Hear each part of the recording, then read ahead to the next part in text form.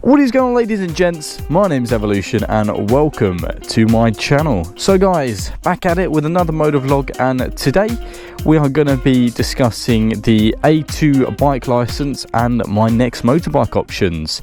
So anyway, Yamaha MT125, as you know, this is my daily commuter, and as sad as it sounds, sort of the love of my life at the moment.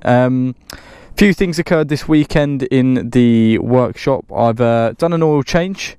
So running fresh oil since that was due. It popped up, I think it popped up after about 2,000 miles since the last one. Also changed the rear brake pads. They're getting a little bit low, and I've also gone for EBCs. I trust EBCs, I love EBCs. I'm not too sure what was in there before. I really don't know. But when I took the brake pads out, they were some sort of unbranded. So hopefully, once I bed them in a little bit, should find that the brakes are a little bit better on the rear. Bled the rear system and bled the front brake system. Again, just going to take it easy, get used to the bike. There was a little bit of oil spillage and brake fluid spillage. I would say it can't be helped, but it can be, but it's me. So I've just completely cleaned the bike down today. Hence why she's looking nice and shiny. It is a Sunday, and I'm not restricted, you know. I haven't got to worry about getting to work on time, or destination is our choice really, but it's not about the end point, to be honest. It's more about the journey today. So we're going to go for a nice ride, and as I said, just going to take it easy. I've got some things I want to chat to you guys about, so should be a really good motor vlog. Anyway, less chatting, let's hit the road.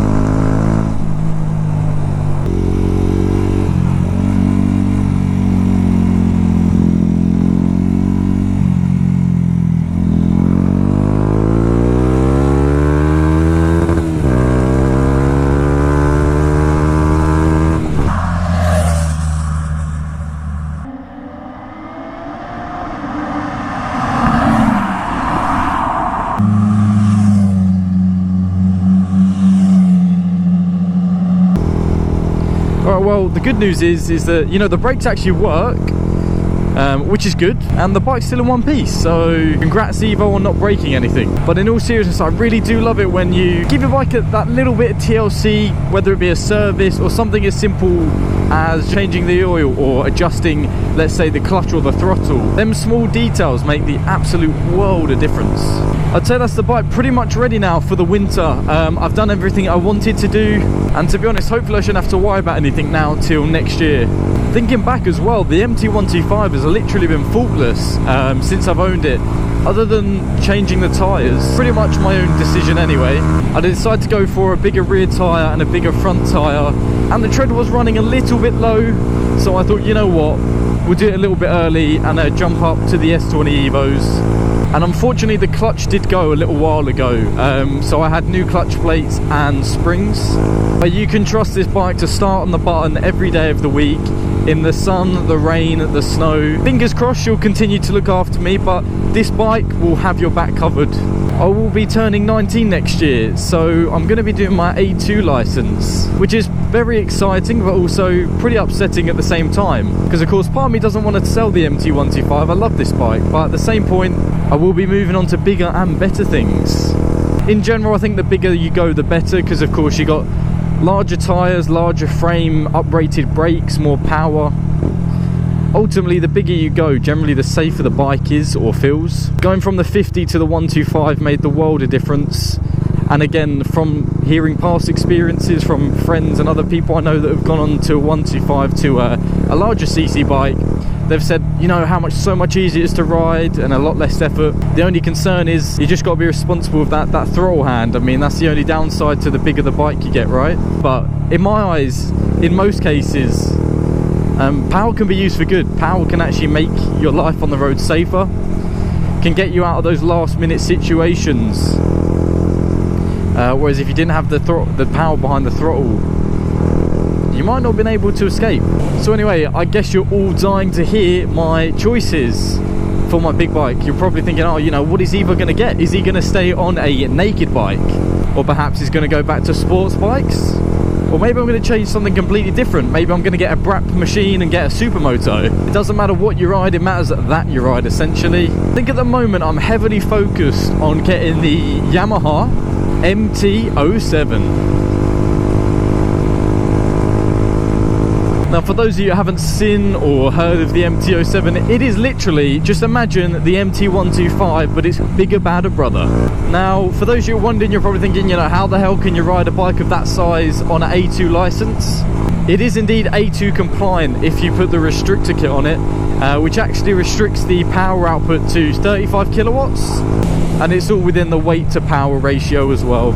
So I'm very much so tempted to get one of them new, because I really enjoy the naked style bike. You know, it's quite laid back, but yet they're very fun at the same time. Now the thing is, the 07 will work great on the main roads and the twisties. You've got the power, so if you want to have a fun in a straight line, you can. However, if you want to throw it around like a sports bike, guess what? You can.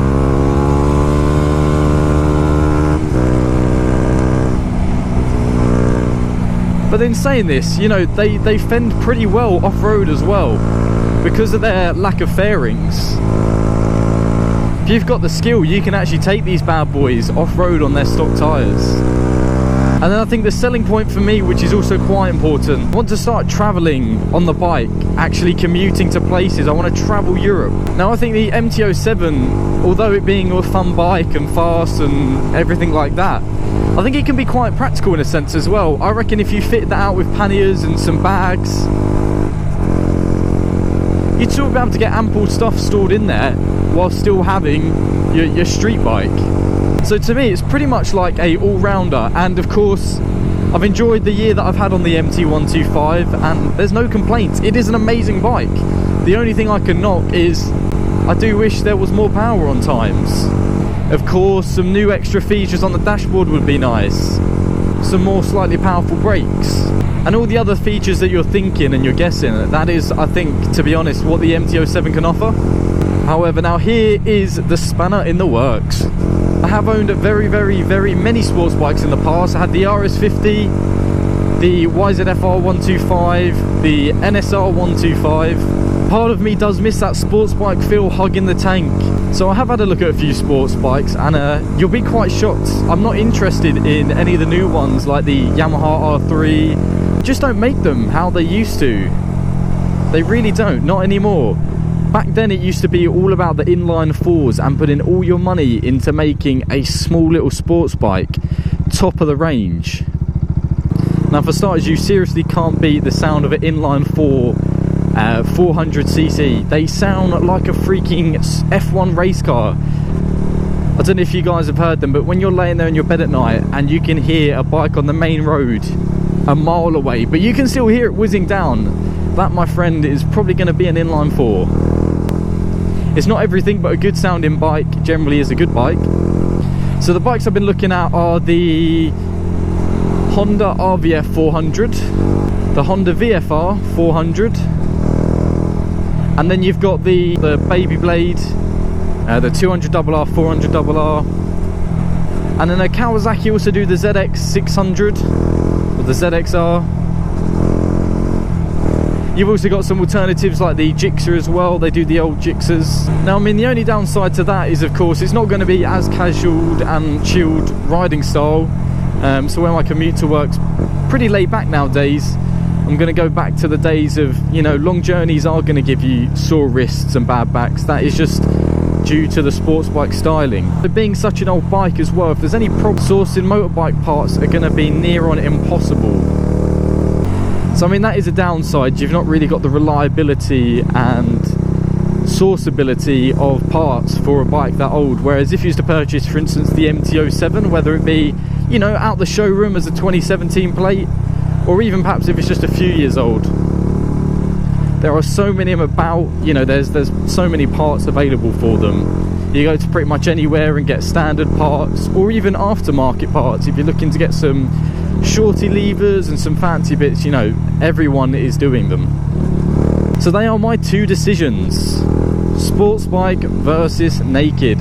I'm stuck at that drawing board again. I had it with the 125. My gut instinct is saying go with the MT-07, Dan, and get that 2-cylinder growl, brand new bike, and then that way you got no worries about reliability issues.